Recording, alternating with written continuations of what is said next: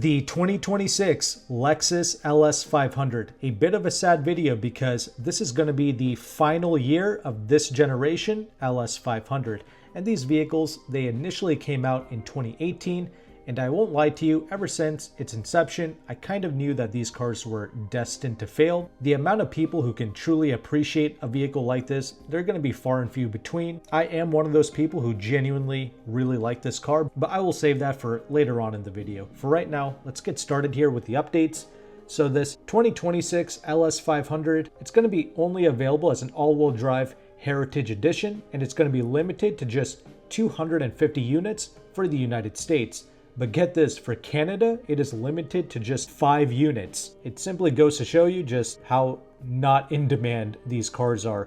In fact, Lexus doesn't even care. They didn't release any like B-roll footage of the car, just 2 pictures. You can't even see the rear end. You just got a picture of the front end and you have 1 picture of the interior space. That's all. I'll be sure to play footage of other models of the LS500 to keep your eyes occupied. But regardless, this Heritage Edition, it's going to be rocking a new color. I know it just looks like it's black, but this new black color, it is known as 90 Noir. I mean, you can have fun debating the pronunciation of that word in the comment section, but Google says that it's pronounced Noir. Anyway, it's a deep, rich black color, at least in the picture that Lexus has to provide us, and it's going to have the Rioja red interior color. So that's a first for the LS.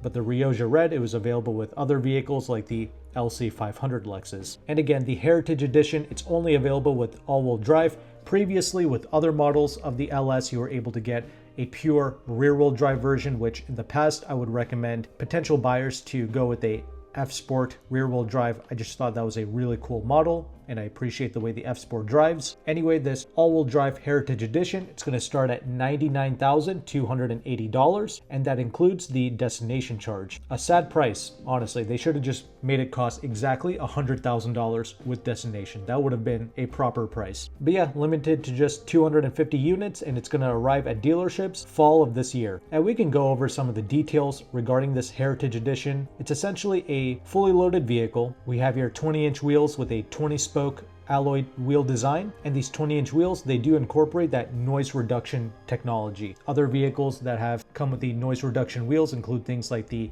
Lexus ES in the ultra luxury trim levels, and yeah, those noise reduction wheels, they do make a difference. Anyway, we do have that Rioja red interior, looks very bold. I do appreciate it, and we also do get an etched in Lexus LS Heritage Edition emblem, which adorns the center console. Standard features include the panoramic glass roof, we get a 360 camera, and we also get a laser special black premium wood as well. And something I personally appreciate is the Mark Levinson audio system. This is one of the finest audio systems that you can experience. In fact, in the entire Lexus lineup, the LS500 is the vehicle to have the best sounding ML audio system. It's a 23 speaker, 2400 watt unit. Because it's a larger vehicle, this ML audio system, it sounds even better than what I had in my LC500 Lexus Coupe. Anyway, this Heritage Edition, it comes with just one engine option, that 3.4 liter twin turbocharged V6 with 416 horsepower and 442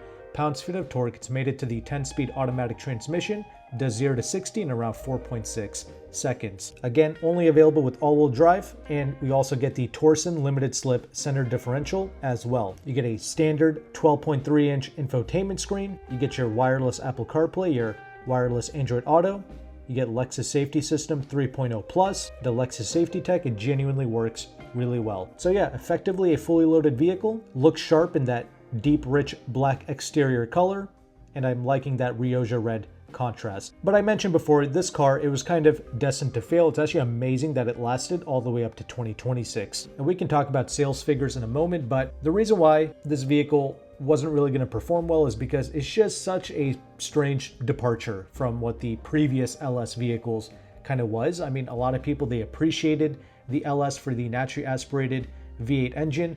Of course, this twin-turbo V6 is incredible. It's way quicker than any other LS that came before it. And yeah, of course, competing products like the Audi A8, the 7 Series, the S-Class, they all come standard with a 6-cylinder engine as well. And the LS500 was actually kind of decent value because the twin-turbo V6 found in this, always outperformed the entry-level 6-cylinder engines found in the German competition. Regardless of that, the true strange aspect about this car was actually the interior space, or the lack thereof, because this is easily the worst quote-unquote limo in the lineup, even compared to the previous generation LS vehicles. Like the LS 460, that thing was huge regarding the rear seats. This new LS 500, yeah, sure, it's still big, but it's a lot more snug, and it's nowhere near as spacious as things like the S-Class, the A8, the 7 Series, etc. In fact, the new Genesis G90 that came out, that is probably one of the finest limos within its class. So the amount of people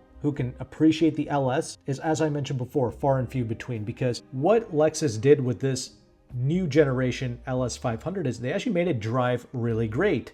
So it's actually one of the more engaging flagship sedans to drive, and it has one of the nicest interiors for sure, rivaling the LC 500. It is so exquisite, the interior space of the LS 500. It has so much character, and as mentioned before, the ML audio system, one of the best sound systems that you can get. So it's just a wonderful place to spend time. It looks super unique. It's a really quick vehicle with that twin turbo V6, but the overall cabin is a bit tighter. If you want to know how I personally perceived this vehicle over the years, I actually saw this as kind of a pseudo replacement for the previous Lexus GSF. I kind of saw this as a ultra luxurious replacement for that car. And it's because I actually appreciated the driving dynamics of the LS 500. That's why I always recommended going with the F Sport model to double down on what this vehicle did right, which again, it was the dynamics. But therein lies a contradiction, and there's also this problem that, you know, I'm saying all of these things because I've just happened to experience a lot of cars, but the average person who has not experienced many vehicles, they are very confused by a lot of the words I'm saying. Like, they just don't see what I'm saying either, and I don't blame them for that. Like, it's hard for someone to see this big body luxury sedan as like a GSF replacement, because that was like a full-blown F car, and in their minds LS means old man's car. So most people are unable to see this in an athletic way. To the average person, this car just makes no sense. Like, they don't know what this is, they don't know what it's really trying to be. It's not the best limo, it's not the best sports sedan. It's kind of like this weird middle ground, but that weird middle ground actually ended up being like a really unique, satisfactory driving experience in the real world. Like, Lexus always delivers a quality driving experience in the real world that transcends spec sheets, and most people, they only understand specs, so they're not able to understand experiences. So for all these reasons, I knew this car was supposed to fail, similar to the LC 500, another vehicle with very low sales figures. I appreciate a lot of these cars. Why? Because I'm a car reviewer. Like, I've driven everything at this point. The average person simply has not. So when the average person does get a lot of money, what do? They get what they think is perceived to be the best, and in many ways it is the best, and that's going to be your 7 Series and your S-Class Benzes. Those are exceptional products. What you have to understand is all flagship cars are incredible. They are all a top 1% driving experience. But the other cars, not only do they make more sense, but they come with a better badge as well, which is the most important thing in this class. But perception aside, potential buyers in the flagship sedan space might tell us that, oh, the reason why the LS didn't sell well was because Lexus hardly discounted them or incentivized them. And it's true. Throughout the years, Lexus hardly provided us with any like 1% interest rate finance deals, and they almost never have good lease programs because, let's be honest, the average person who's looking into buying a Lexus vehicle, they're not like this ultra savvy kind of business tycoon.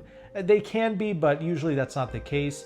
Typically, like, the wealthy Lexus buyer is someone who just grinded it out for 30 to 40 years. They try to keep their cars as long as possible, and they're going to notice that the LS 500, it's not like what it was in the past. It's not like the LS 400 or the 430. This LS 500 has basically morphed into a disposable product like the German flagship vehicles. So the LS 500, it's not really something that you can hang on to for 10, 20 years. So for that reason, the traditional Lexus buyer is going to alienate this flagship. And they're probably going to stick with something like the ES, to be honest with you, because that's another very comfortable Lexus sedan for way less money. And on the other side of the spectrum, we have the S-Class 7 Series buyers, who most likely are very successful business owners. These very expensive car purchases, they're probably going to serve as some sort of a write-off for them. And let's be honest, the only people who can really stomach these purchases are business owners that can write this stuff off. Because of that, they're going to be more savvy individuals who are actually going to do a lot more research, and they're going to know about lease hacking and actually getting a good lease deal on these vehicles, taking advantage of all the discounts and the incentives that are available consistently. BMW, they have always been a good lease product. Lease programs, interest rates, incentives, all these things, they do change every month, but BMW just consistently offers good lease deals. They have solidified themselves as good lease and dump machine. Audi and Mercedes, they're kind of picking and choosing when they want to incentivize their products. Sometimes Audis can be had for really cheap. Sometimes Mercedes goes crazy with their deals. Sometimes they don't have to because the S-Class is kind of the icon in this space. So they kind of do whatever they want, but typically, a business owner, they're going to stick with these staple German cars, especially if it's going to lease out for the same amount of money as like an LS 500. You know what I mean? In some cases, because the LS programs are so poor, the LS can end up leasing out for a higher amount of money than the German vehicles, which is definitely a no-go. But to be fair, Lexus and Genesis, they are smart. They know that even if they do heavily incentivize their vehicles, it's not going to sell. Why? Because they learned their lesson from the RCF Lexus. Back when the RCF first came out, that was a complete disaster in terms of sales figures. When reviews came out, all of these reviewers were really dogging on the RCF, and they just essentially said, oh, just buy the M4, buy the AMG Mercs, because they're way better. I'm guessing that caused a lot of wealthier individuals to not purchase the RCF, and that led to pretty low sales. I'm guessing that's the case. So initially what Lexus did was they tried to heavily discount it, heavily incentivize it. They offered good lease deals on it. And even after doing all of that, sales weren't really that great for the RCF. And all you're doing by incorporating all those incentives and things, you're just devaluing the brand. And your sales are only going to increase slightly because once again, the average Lexus buyer, they're not using all the tools to properly get and take advantage of all those discounts. Offering those incentives, it only works on vehicles that people want to lease to begin with, like those German vehicles. So what Lexus did instead was they just limited the production numbers of the RCF, and the few people who were actually interested and actually appreciated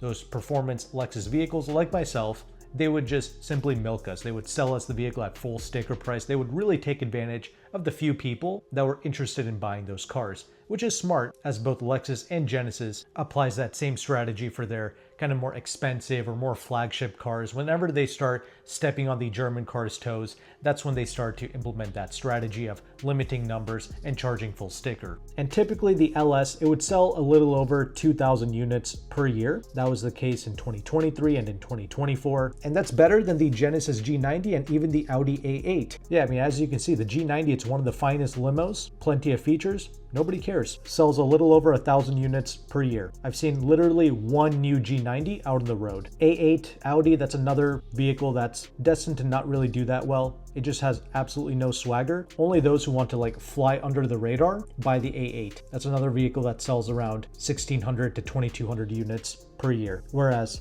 the S-Class, that sells over 8,000 units per year, and the 7 Series BMW over 10,000 units per year. So 4 to 5 times the amount that Genesis, Audi, and Lexus sell with their flagships.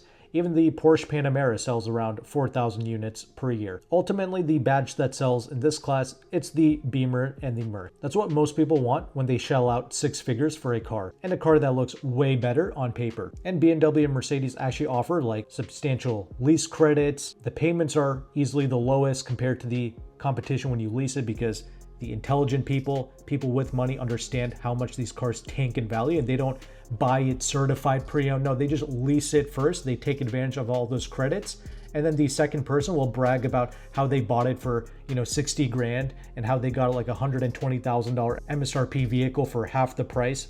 But in reality, the first owner got like 20-30 grand off the sticker price. But the other reality is obviously SUVs have taken over, and X7 BMW is selling nearly 30,000 units per year. Cadillac Escalade over 40,000 units per year. And for some context, the Lexus LX SUV sells close to 7,000 per year. So yeah, people want SUVs, and quite frankly, the SUVs drive pretty much just as nice as the sedans while being a million times more practical. But Theodore Young, I know you're watching this. I'm sure you can relate to this. There's nothing like pulling up in a big body car. The swagger of a sedan, it is next level, and that's why the 7 Series and the S-Class continue to sell. Really, the only vehicles in the Lexus lineup that can be successful, it is the NX, the RX, and of course like the new TX. Undercuts pretty much all of the competition, good reliable cars, good dealership support, good price point. 6 figures is just not a price point that a wealthy individual wants to pay for a lot of these Lexus Genesis products. They're just gonna buy the staple vehicles and lease and dump them, as you should. I don't blame anyone. Personally, if I were to buy something in this space, I would absolutely just lease a 7 Series. In fact, BMW is smart. They even doubled down and they created the i7, which is a fully electric version of the 7 Series sedan. Regardless though, the LS500, I will miss it. Definitely a very cool sedan, one of my most favorite flagship driving experiences for sure. Comment below, let me know if you own one of these cars or if you've owned one in the past. Let me know how you like it. Do you agree with me? Do you think that this is truly an exquisite driving experience? What do you think about the competition? But thank you so much for watching this video. Take care and goodbye.